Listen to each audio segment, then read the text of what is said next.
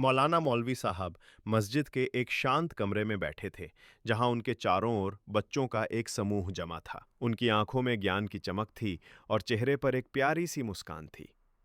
वे बच्चों को कुरान की तालीम दे रहे थे। बच्चों, कुरान अल्लाह का आखिरी पैगाम है, मौलवी साहब ने धीरे से कहा। यह हमें जीवन जीने का सही तरीका सिखाता है, अच्छे और बुरे के बीच का फर्क बताता है। उन्होंने एक आयत पढ़ी, इन्नल्लाह यअमुरु बिल अदली वल इहसान, और फिर उसकी तफसीर समझाने लगे।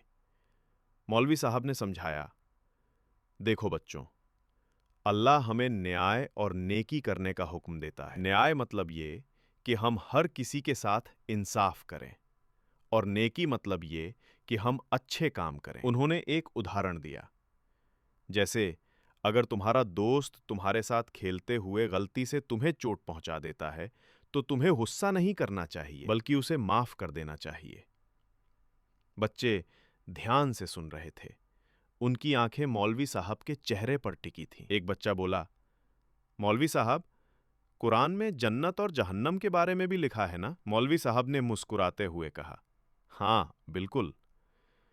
जन्नत उन लोगों के लिए है जो अल्लाह के हुक्मों को मानते हैं और अच्छे काम करते हैं। मौलवी साहब ने आगे समझाया, अल्लाह बहुत मेहरबान है।